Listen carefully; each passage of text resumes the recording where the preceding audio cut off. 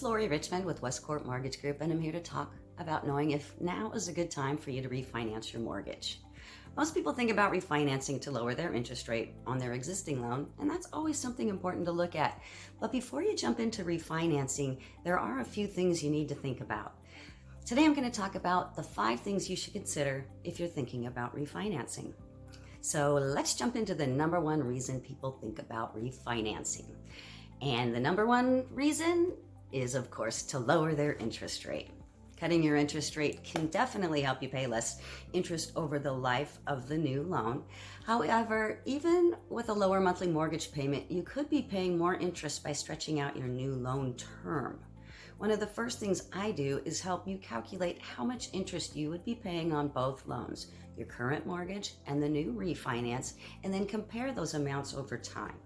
If it makes sense for you to refinance, especially if you're going to be lowering your monthly payment, then it may be a good time for you to refinance.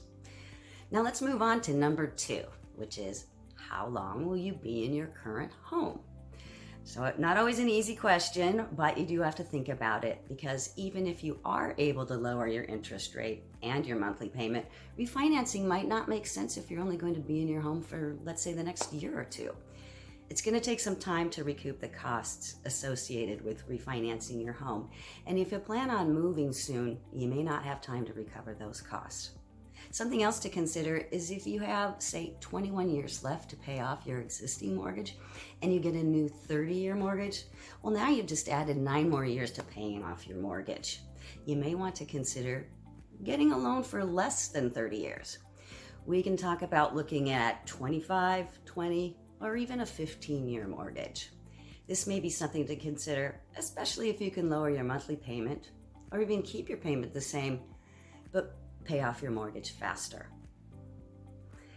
This could also help you become debt-free faster and maybe get you to traveling and retiring sooner. These are all important things to consider when refinancing your home, and something that I can work with you on to create a plan. Next is number 3, which is how much equity do you have in your home? We've been pretty fortunate over the past few years with values increasing in many areas. This is great for you because you may have built up a fair amount of equity in your home. Your equity is calculated by subtracting the amount you owe on your current mortgage or mortgages if you have a second mortgage or a home equity line of credit. You subtract those from the home's current market value. Current market value may be hard to determine, and we can help you with estimating that. Now let's move on to number 4, which is, do you know how much your closing costs are going to be? Once we've had time to chat about your refinancing goals, I'll be able to give you an estimate of what your closing costs will be to refinance your mortgage. Your closing costs, they're going to vary depending on your interest rate, your credit score, and the loan amount.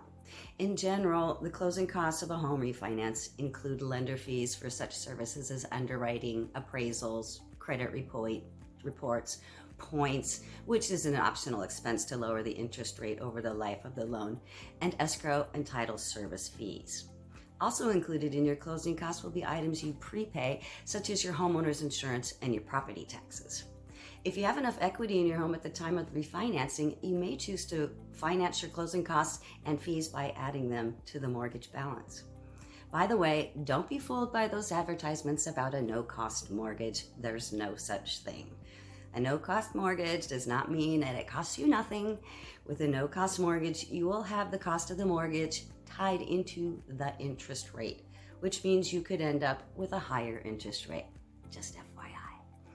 And finally, the 5th thing to consider when refinancing your home is, do you have equity in your home and want to take out some cash to maybe pay off some debt, some credit cards, student loans, or buy that boat you've been looking at?